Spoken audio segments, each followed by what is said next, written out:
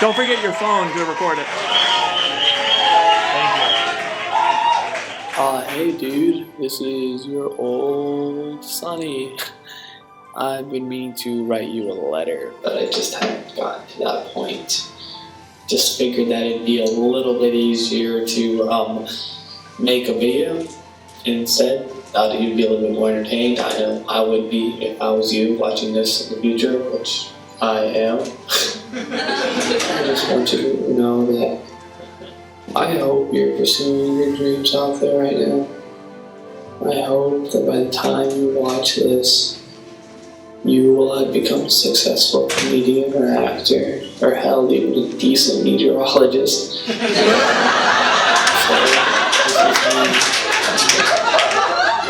every opportunity you get, every single day that you get in the future, whenever I am reading or watching this or whatever the hell I'm doing, just please keep pursuing your dreams. One day we're gonna make it.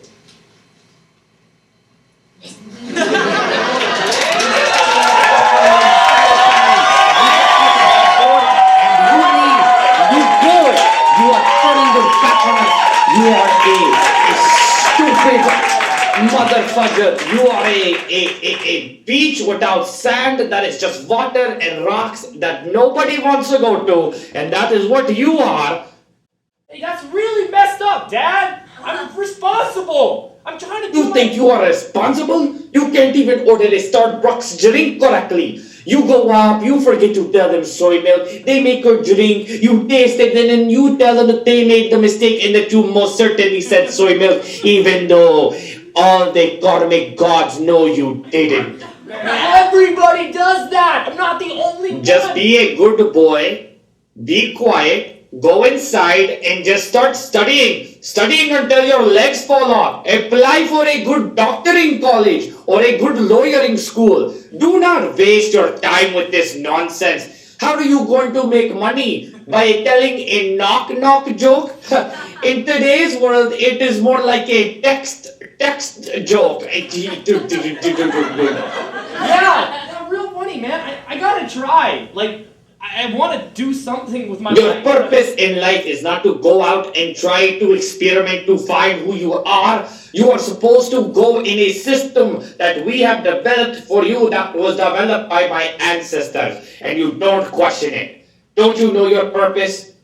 Wait, don't you dare go up and start reciting poetry while quieting me and my voice in your head. Don't you dare do it.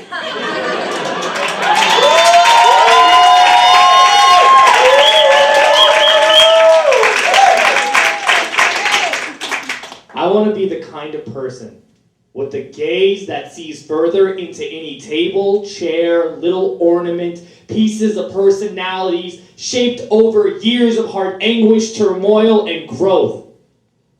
Fragments of life somewhere left along the journey that is not spoken about enough. Without laughter. There needs to be more laughter.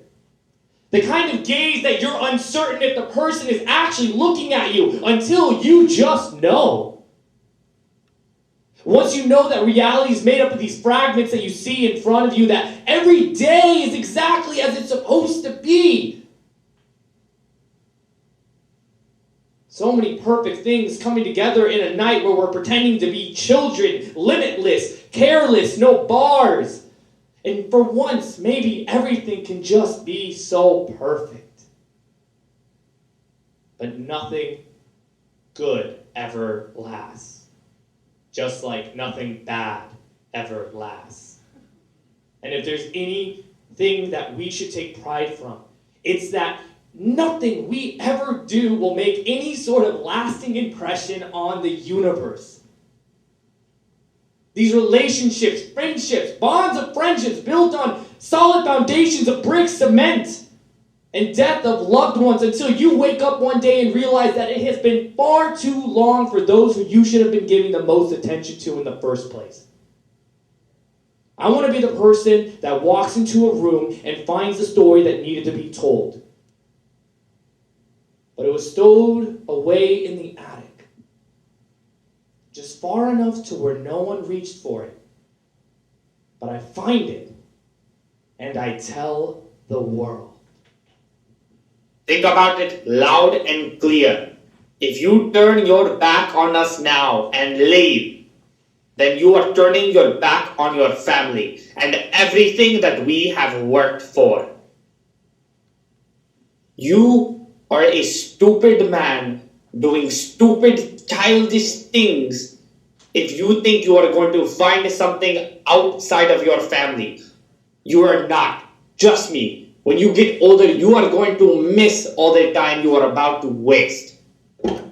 If you get into that Uber car, it is over between all of us. Do you understand? Don't get in that Uber car with the creepy Uber guy with his hat on. He's got 5 stars! You're trying to do things because you think you are American. You are not American. We are Indian. And no matter how much you try to run away from that, you never will.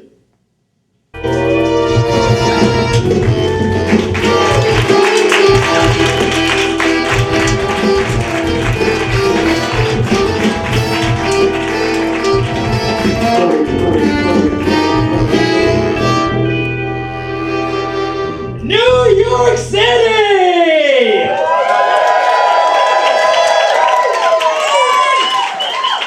I'm Sunny Outlaw. I'm a positive bandit. An optimistic misfit.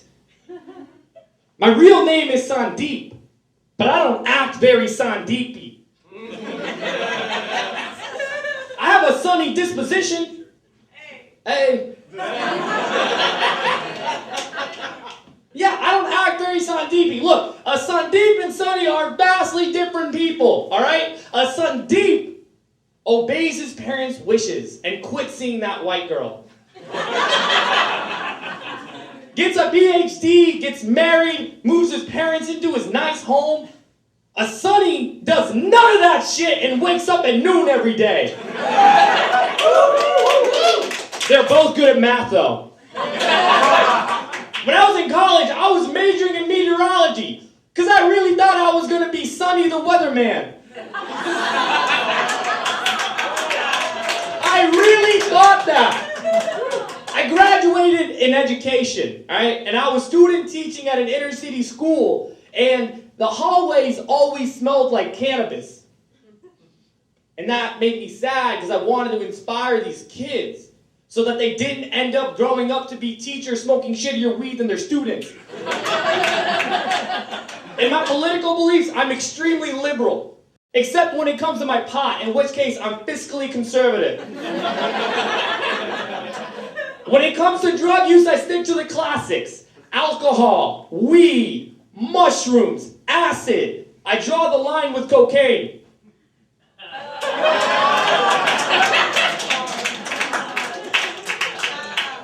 I would love to be happy someday. I genuinely would love to be happy someday. But at this point, I'll take neutral. Right? We just gotta face the facts. The happiest most of us are ever gonna be is peeing after holding it in for a long time. Just accept it. Accept that and that we have no free will. You think we have free will? You can't even wake up at your first alarm. Wake up, dude, you're dreaming.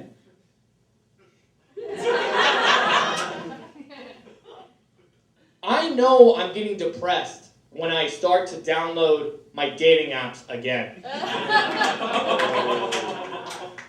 I know. I'm like trying to find myself a girl that hasn't seen Pulp Fiction yet. I'm like, this time's different. I've changed. I'm different. I haven't changed, but it's also not me that has to change. It's the algorithm. I'm not the kind of guy you meet on dating apps. I'm the kind of guy that you meet in real life and you're like, I can handle this for 2 to 3 months.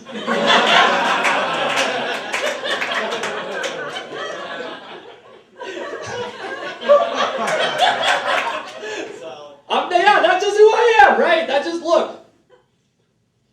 it's hard because the marriage talks are coming down on me pretty fast. And in my family, marriage is a huge deal. Like, your parents probably tell you, hey, why don't you get yourself out there and start dating? My parents go, hey, if you don't find someone, we will. So you better start looking fast. Because in my culture, it's Punjabi Indian culture. In that culture, like, if you don't have a marriage, then you have a career. You have to have one or the other, which is probably like that in most cultures. I know, we're so much more alike than we are different, right? But marriage is such a big deal. And part of the issue is, my culture, they want to marry you out of your problems.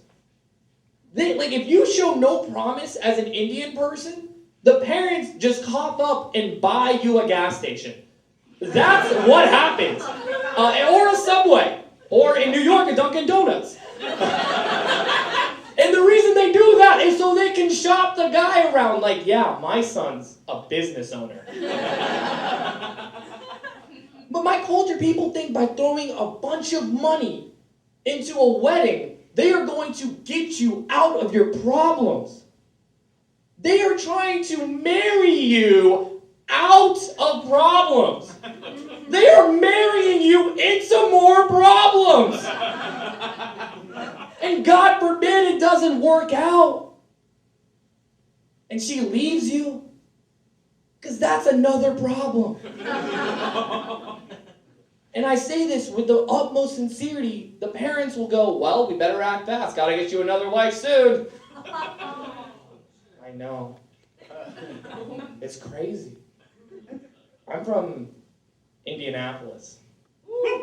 Yeah, and big Indianapolis fans here. I'm from Indianapolis. It was really tough growing up as a brown kid in Indianapolis because I am a Sikh person, right? I'm an Indian Sikh person. A lot of you may not know what Sikhism is. We are famous for being beat up after 9/11 because people thought we were Muslims. It's okay, it's comedy. We can laugh at our pain.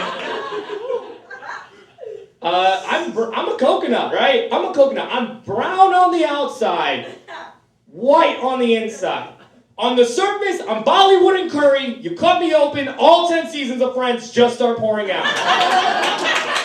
A stack of Yu-Gi-Oh cards. What I'm trying to say is the only time I listen to the sitar is when I'm listening to the Beatles.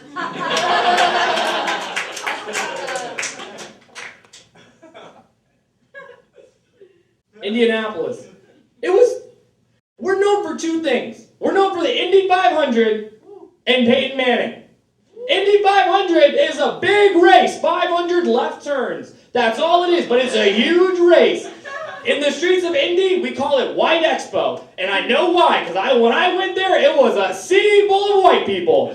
And it was just me and like a few rows down, there was another black guy, and we were just looking at each other like, yo, if shit goes down, we gotta look out for each other, man. Second thing was Peyton Manning. Peyton Manning, yo, he's a huge deal in Indianapolis. He's a big freaking deal. In Indianapolis, people pray to Jesus and then Peyton Manning. And sometimes it's not even in that order. I myself pray 5 times a day in the direction of Peyton Manning's statue. He's got a freaking statue! That is a big deal!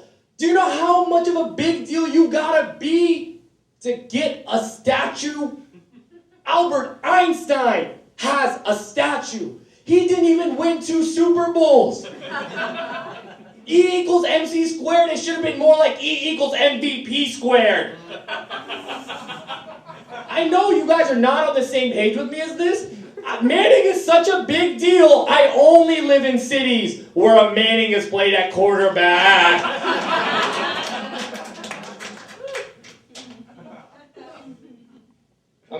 This is who I am. If you like it, great. If you don't like it, I'm thinking about it every single day of the week. I am not confident, which I know you're like, but your outfit. Yeah, I know it's a facade.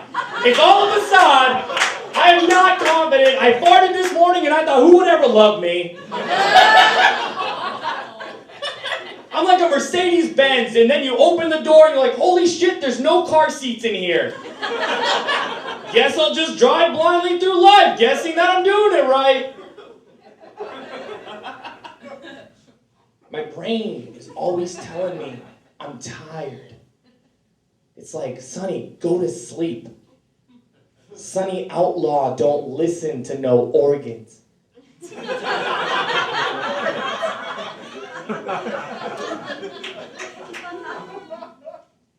My stomach, my liver, my lungs.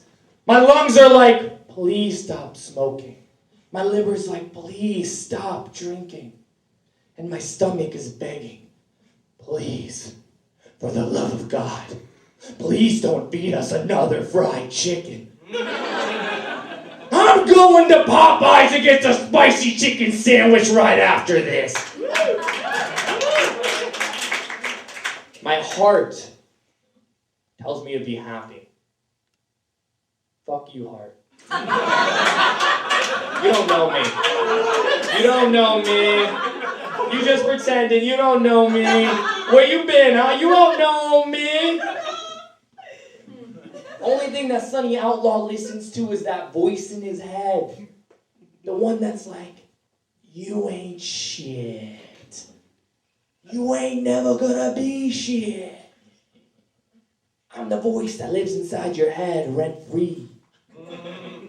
And I want what's miserable for you.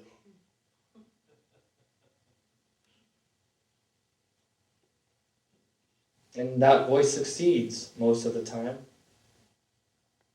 A lot of times I reflect back on when I was a kid.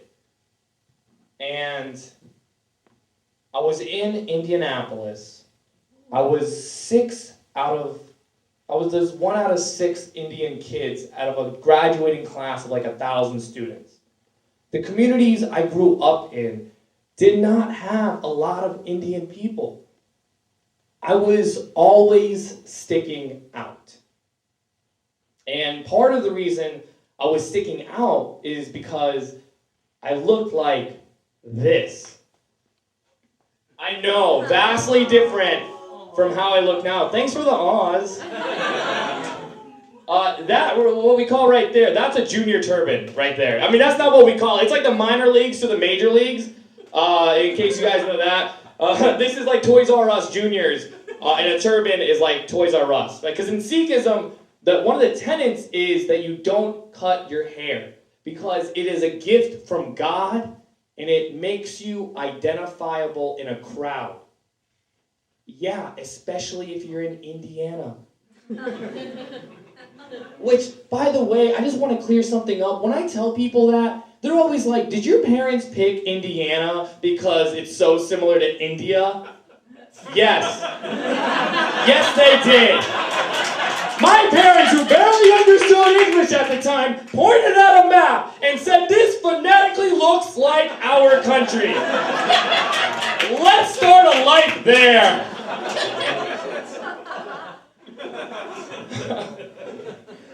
Well, that's what I look like. And a lot of times people would be like, you look like a girl. And that's where a lot of low self-esteem came in. And not like, oh, look at this guy looking like a girl. Not in a sarcastic way. It was literally like, oh shit, this person is a girl in the men's bathroom. Which happened. So I was in a grocery store bathroom.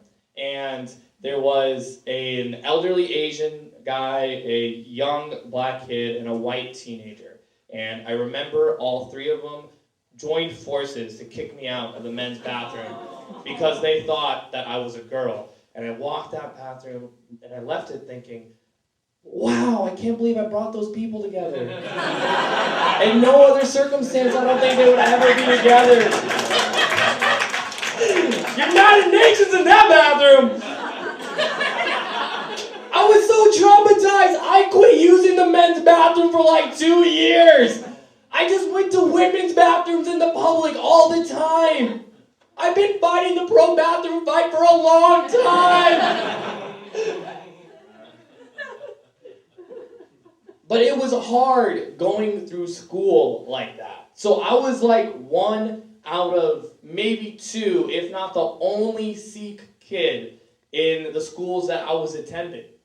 And it's really hard when your appearance is always noticeable. When you're not just a brown kid, you are the brown kid with the thing on top of his head. And I struggled with my identity for a long time because of that. Because I don't feel very attractive. Like, I'm not Paul Rudd.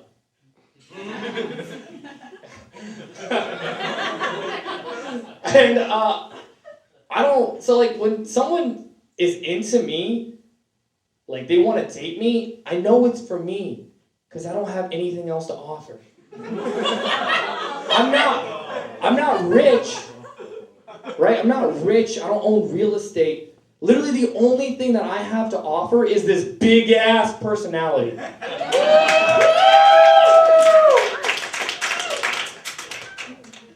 And so I was going through school, and my dad, who wears a turban, he's got the major leagues. That's what he's got, right? He's a turban guy. And it was so unique at that time in Indianapolis to be wearing those kinds of clothing or that kind of apparel. The culture wasn't mainstream, so to speak.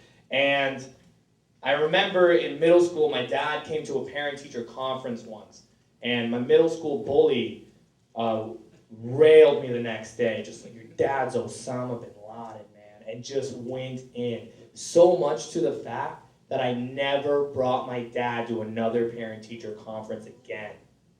I just brought my mom. I mean, she was the top favorite at the time, too. That didn't have anything to do with it.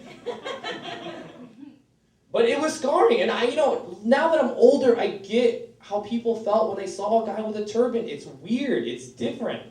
Right? Like, I was in Texas last month, and I saw a bunch of guys with cowboy hats on, and I was like, what the fuck is that on top of your head? You fucking tank head? No, I'm playing. No, that's insulting to an entire culture. We shouldn't laugh. One thing that people with cowboy hats and turbans have in common: oil. All right, I'm done.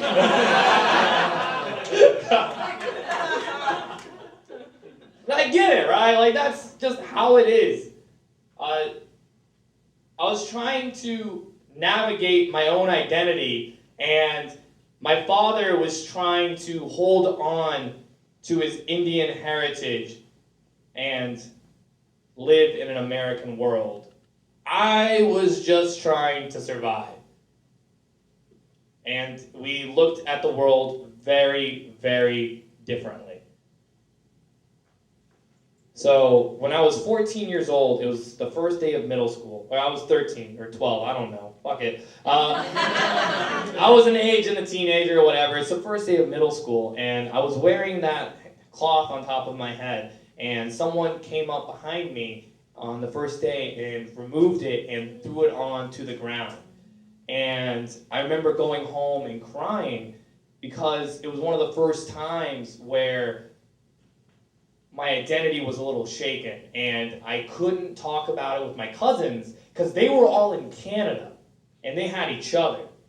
And my parents didn't really understand what it was like to go through an American school.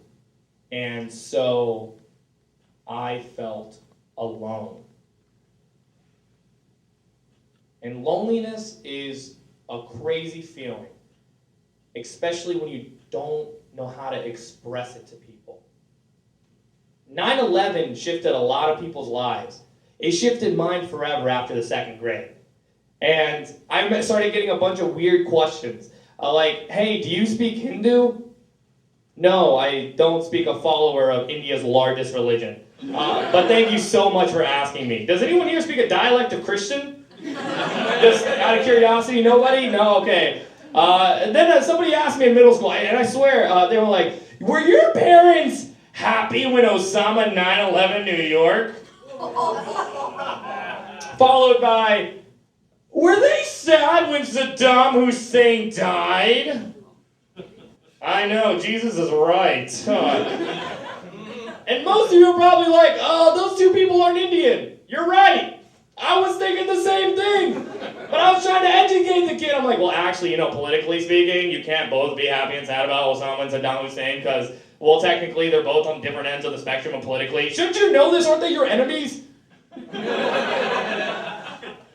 And I thought I got away from that shit. I thought I was done. When I moved to New York, I was like, this is super liberal city. Ain't nobody gonna say shit.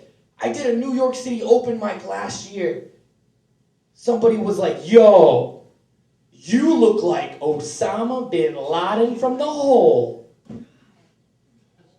God is right. That's a step up from Jesus. They're like, you look like Osama bin Laden from the hole. That didn't offend you, did it? How is the pressure on me to answer that question? But I just kind of froze up because I didn't know what to do. I just stood there and I was like, nah, you're good. Which is weird. That is weird for me because I'm the first person to vocalize the injustices in my fantasy football league. But I didn't say anything. And I froze up just like I did when I was a kid. But one time, I didn't freeze up. One time, I was working as a server inside of a restaurant. And the fellow server was like, Indian people don't know how to tip. And I was like, whoa, you can't be saying that. I'm right here.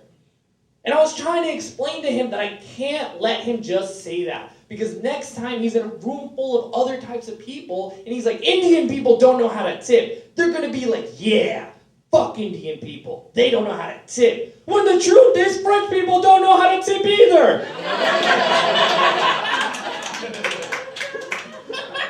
The only difference between us and the French is we smell a little bit different. So he called me Osama bin Laden from the hole. I went home and I researched it on an incognito tab.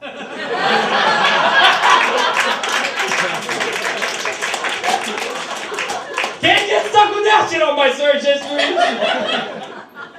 I researched it. This dude had 5 wives. I'm gonna be honest with you. I'll be happy if I'm talking to someone by the end of next year. 5 wives. This guy is more successful than me. He had 25 children. I can confirm that's more sex than I've had.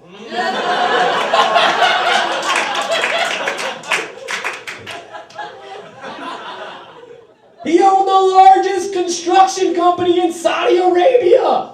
I can't hold down a job.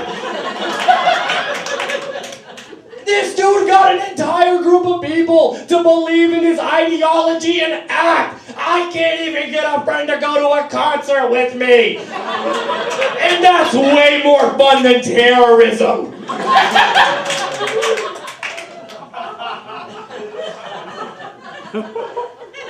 It took me 2 minutes, to do that research and find all those facts about Osama. But this guy couldn't do 2 minutes of research to figure out that what he actually meant to call me was Saddam Hussein from the hole. I'm not going to give you the history lesson, so you can go home and do that.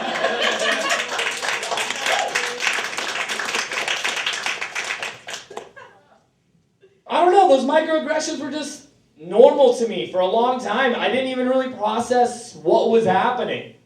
I was just like, hey, whatever, this is life. This is America.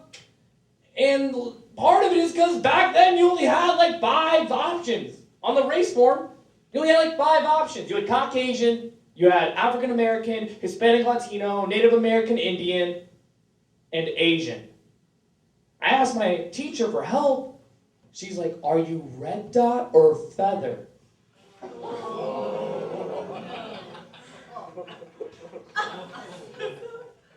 Red dot or feather is a cute little Midwestern phrase that helps you navigate the cultural differences between an Indian Asian and a Native American.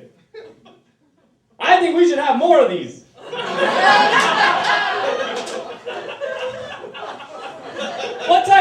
person are you? Hot dog or fish and chips?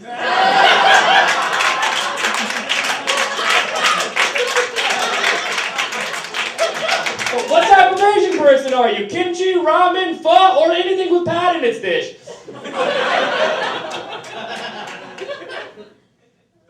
Isn't it crazy that we just took those two entirely rich, complex cultures and just dissected them down to the smallest thing we could?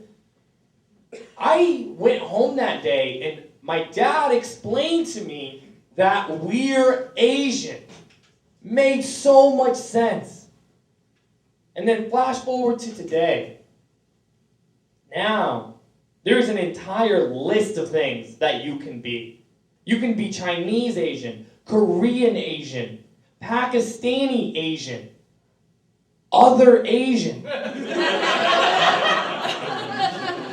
Other Asian, wow! The Mountain Dew mystery flavor of the Asian people. Man, you go to the freaking supermarket to buy a juice, you see berry juice, orange juice, pineapple, you ain't buying no other flavored juice. You go to the doctor's office, you ain't going to some specialist called other doctor. You have a will, you're not leaving all your assets to other child. Unless you had a mistress, and it's been years and you forgot your child's name. It happens. That would have been so cool.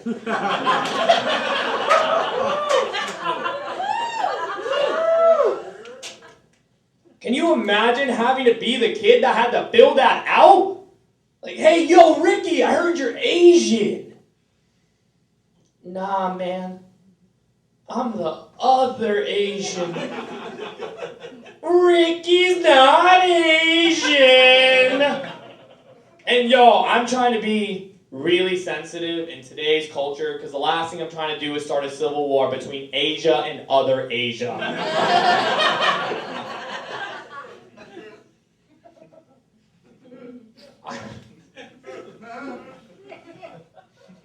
It's been difficult to say the least, right?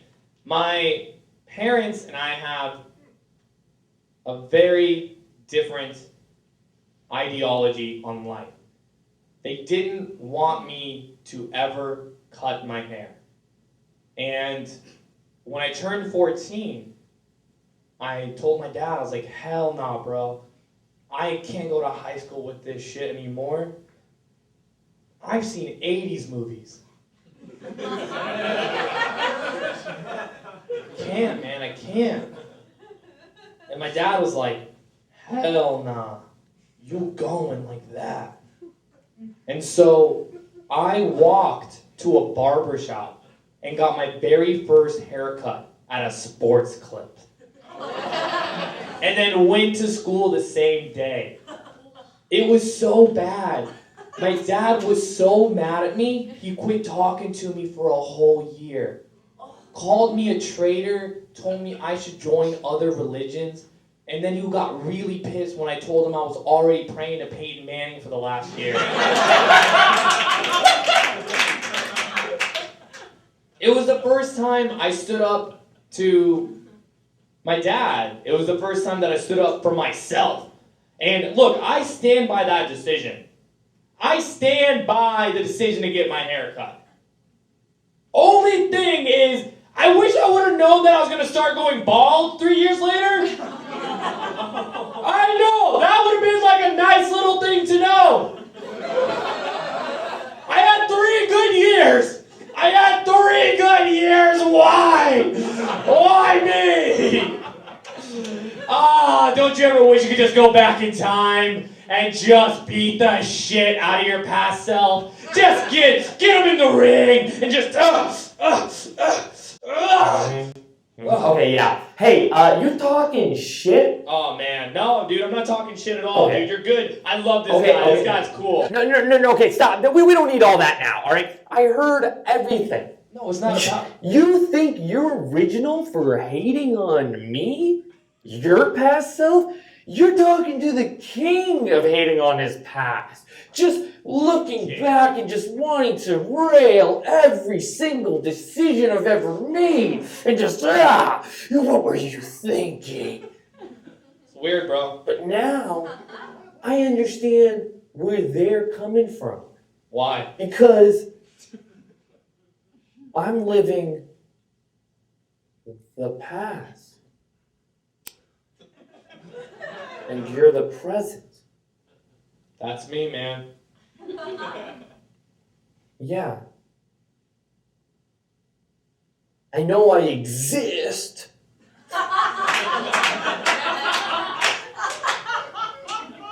You made it safely, right? Yeah, I made it here safely. We're talking right now, You right? aren't hungry right now? No, I'm not hungry, dude. You're my mom. You got clothes to wear? You've got a shelter? Yes, I have all those things. So what's wrong? Nothing's wrong, I guess. Just give me a break.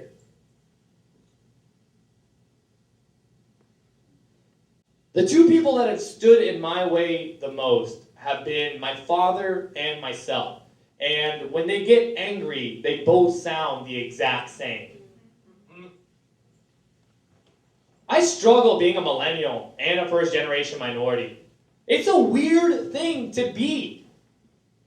At 28, I don't have a serious relationship, a career, real estate. At 20, my mom moved from India to America, got married and had me.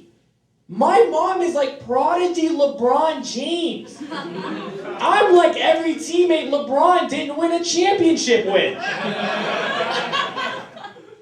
I just wish, because my parents, I'll give them this. They went through hell and back to finally get here. And I wish they would have left me in India when I turned 18. Just hey, pack your bags, you're going to India, and you got to make your way out. Wait, what? They got bathrooms on the floor, though. Too bad, you're going to have to figure it out.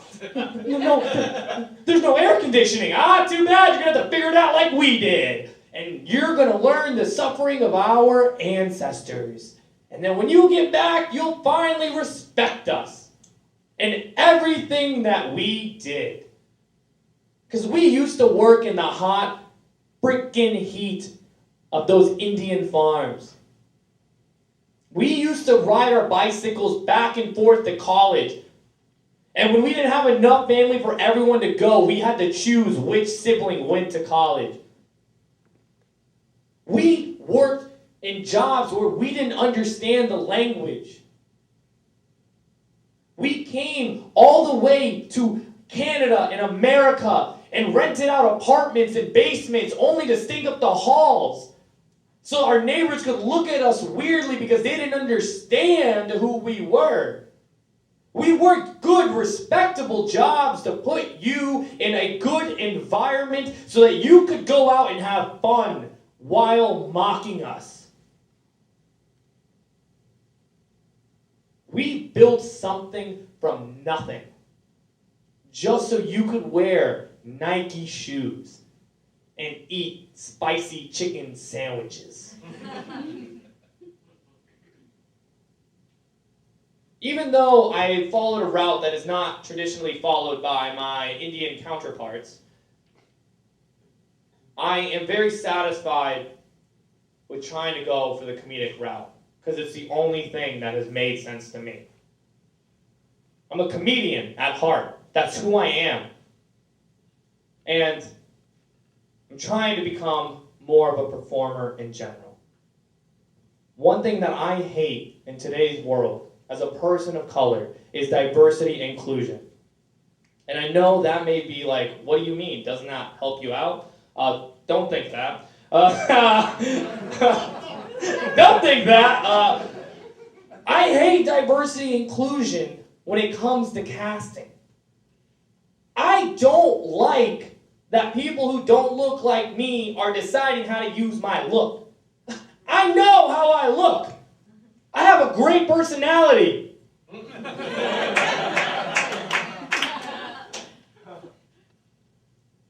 I don't like it because recently I was watching a video on ethnic harassment.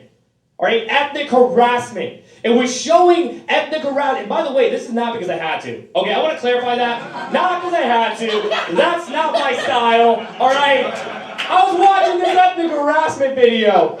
And it was showing ethnic harassment with this Mexican guy named Mohammed. Who was also gay. I ain't never met no gay Mexican Mohammed ever. Who are we trying to represent with this? We're so focused on checking off boxes that we're representing a person that's never even existed. And probably never will. I didn't see people that looked like me when I was growing up. You know the first time I saw someone that looked like me? I was playing the video game Grand Theft Auto. I hijacked a cab. A man with a turban came out, and I remember thinking, holy crap, we're being represented! That was the only time, that and a random scene in a Wes Anderson film.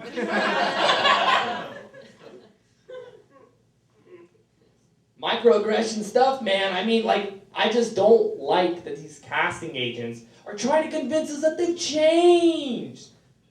They haven't changed shit. I used to go out for acting roles for Kabir, the 7-Eleven guy. Now I go out for acting auditions for John, the 7-Eleven guy.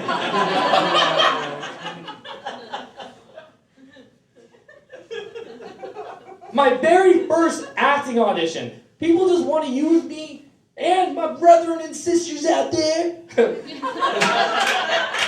want to use us for our voice or our look. That's it. That's all they want, our voice or our look. My very first acting audition, all right? I didn't know you were supposed to bring a monologue to show off your skills and talents. Oopsies.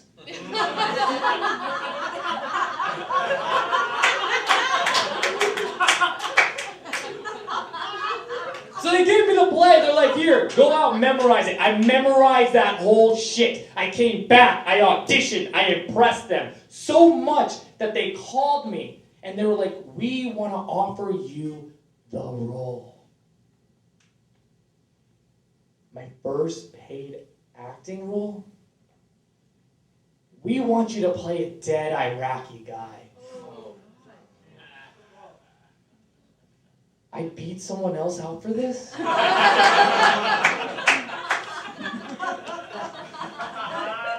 Oh my God, at least I'll get to practice my acting. Oh, you'll have to practice, 'cause you have 0 lines. My voice or my look, that's all they want. And my brethren and sisters too. I had a radio audition reach out. We want you to do an Indian accent. I didn't feel comfortable.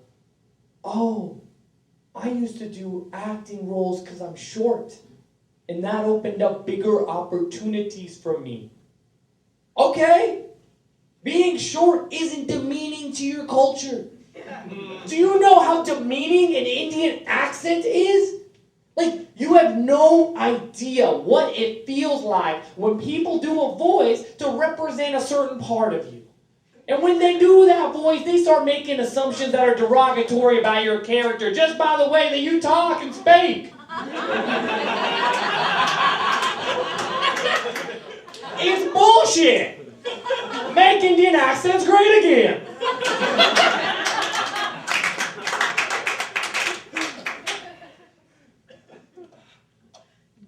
My voice or my look. I'm just tired. I don't want to just be viewed as a brown dude. I want to be viewed as a 9-grain whole wheat dude. All the great qualities of a regular person, just with more fiber. I'm just tired of it, because I don't want to be cast because of the way I look. I want to be cast because I deserve it. I have a great personality.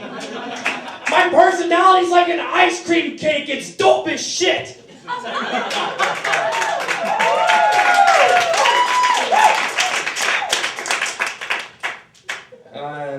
not get started on the food.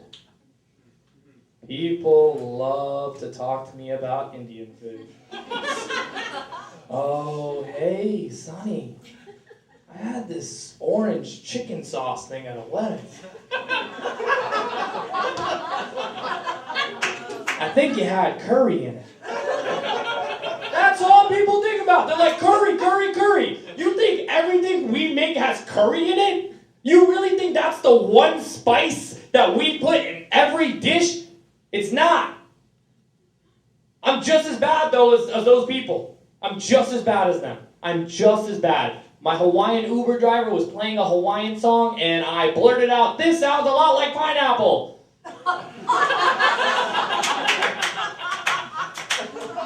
Stupid! I'm stupid! But they'll come up to me, they're like, "Yo, I love Bakaras." You love Bakaras, Sonny? They're amazing. You look like a cultured person. That's like me coming up to you being like, "You like fries?" I love fries. I get it though. Once again, I get it. I'm not unreasonable. The way most people feel like when they walk inside of an Indian restaurant, that's the way I feel when I walk inside of a Cracker Barrel. I'm like, whoa, it smells different. Yo, Joey, I want that white sauce thing that I had at your parents' once. Biscuits and gravy? Am I saying that right? Biscuits and gravy? I'll get it later. Wow, the food in here is really ethnic. Server comes by. She's like, "What do you want?" I'm like, "Bacon, egg, and cheese." She's like, "Whoa, that has pork in it. Don't you speak Muslim?" Nah, I'm other Asian, baby!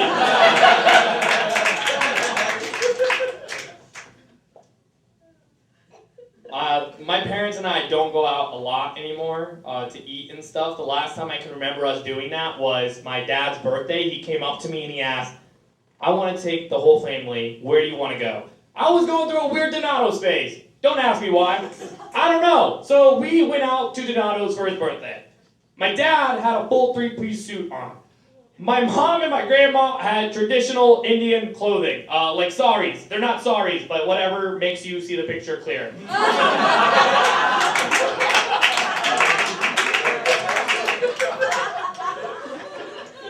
My sister and I, we're in sweats and shirts. We don't know. My dad's trying to convince me to use an expired coupon. I'm like, "Dad, you can't use it. It's expired." "Son, if you're going to live in this country, you've got to learn how to save the money." Go up to the lady. She's a 15-year-old white girl at the cashier register. I'm like, "Hey, here's a coupon." She's like, "I'm so sorry, this is expired." My dad's like, "Really? I didn't know. I can't believe you didn't tell me." I feel bad for this cashier lady because my dad's not an easy person to understand. And he's talking to her. He's like, "I want 10 spicy garlic wings, okay? I want sauce, 10 spicy garlic. I want 2-liter Pepsi. 2-liter Pepsi. I want 2 pizzas. I want 1 veggie. I want 1 veggie. Oh, half cheese, okay? I want 1 full veggie. I want 1 half cheese, 1 half veggie." Because my sister at the time only ate cheese pizza. And so we sit down and they mess up the entire order. The wings are dry, they're plain. They bring out 2 liters of Pepsi. They make 2 pizzas, half cheese, half vegetarian. And my dad is yelling at her, and I feel so bad. I feel so bad because I don't want her to get yelled at. And he's just like, you work here? Do you even know how to work here? How, you give me 2-liter Pepsi. I asked 1. I asked spicy garlic wings. These wings are dry. If I wanted 2 pizzas, half cheese, half vegetarian, wouldn't I order 1 pizza cheese and 1 pizza vegetarian?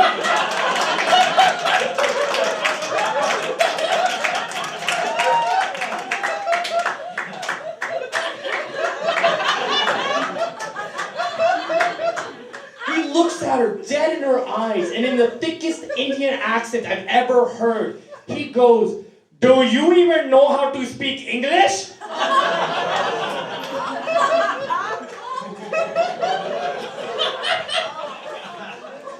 I lost it. I laughed so hard. And I felt so bad. Because one of the first times in my life, I understood the Indian culture side of it, where all those steps that brought my dad here to get frustrated. And I understood the American side of customer service and being yelled at. I understood both angles. I laughed, and I instantly knew in that moment I was going to become a comedian.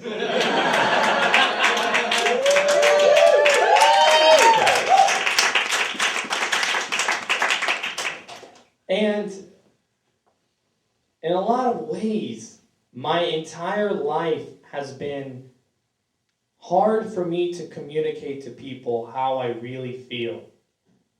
Because you have no idea how exhausting it can be representing a culture you're not even fully assimilated in. But for a long time, I bear this scar and this what used to feel like a burden, where I just didn't feel connected to the people around me. I was always being compared either as too American or too Indian, and not really for who I was. I felt like so many parts of me were just constantly battling with each other. I didn't have enough people to talk about it with as it was happening. And that shifted my life forever. Because it forced me to become who I am. I wouldn't have pushed myself so much further if it wasn't for the fact that I had to keep overcoming identity crisis after crisis. And I wouldn't have it any other way. That's what makes me who I am. This constant struggle is like my stripes of a zebra on blended colors. I'm not just Indian. I'm not just American. I'm a fully evolved combination of the two. That's what makes me Sunny Outlaw, and I'm confident about that.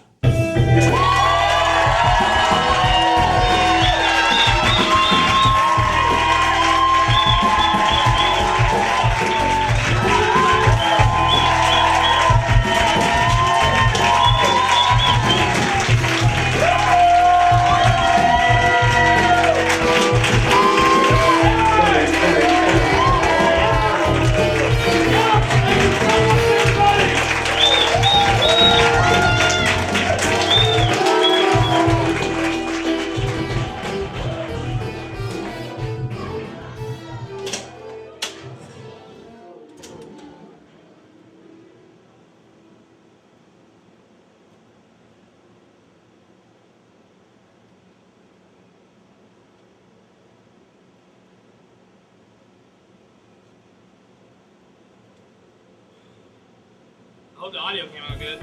I've been Sunny's roommate for like 6-7 years. I am so proud of him. Like, I don't think anybody's gonna be able to articulate it better. I don't know how I'm gonna be able to let y'all know, like, or let Sunny know how much I'm proud of his philosophy growing, his personality growing, him able to articulate it, the person he's become, how much he's touched like the people in his life, and I've been able to see it and been touched myself about it. Like, I hope he understands it. I hope he sees it. I'm sure he does. Yeah, I hope he does, yo. I hope he does. I hope he knows how much he's loved and how much he's appreciated, how much growth he's really had, and how much he's gonna grow.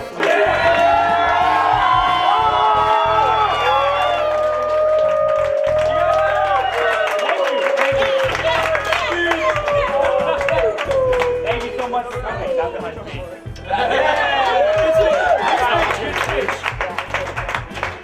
Okay, for credits? Yeah, I met Sunny like 3 years ago. He's one of the most outlandish, funniest, hardest working people I know. This show was a different side of him. It was dope, it was funny, it was serious. He's got great timing. His outfit was killer. He's a wonderful person, and he's got a great personality. Plus, he's hot. Don't let him say he's not hot. He's hot. Like, let him have, like, he is, okay? So, go see it the next time. Look out for him. He's going to blow up.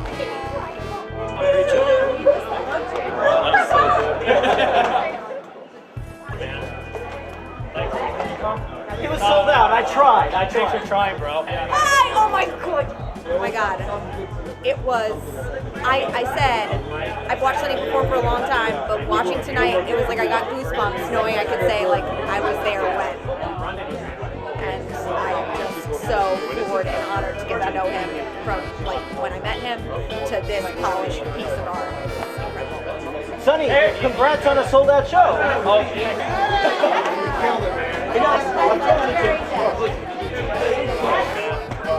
It seemed like yesterday in the before times when Sunny showed up here as an intern at People's Improv Theater from Indianapolis. And to see him tonight in the after times do a solo show for over an hour, entertain an audience and get a standing ovation, it's quite a journey. In many ways, it's what the pit is all about. It's funny, it's sunny.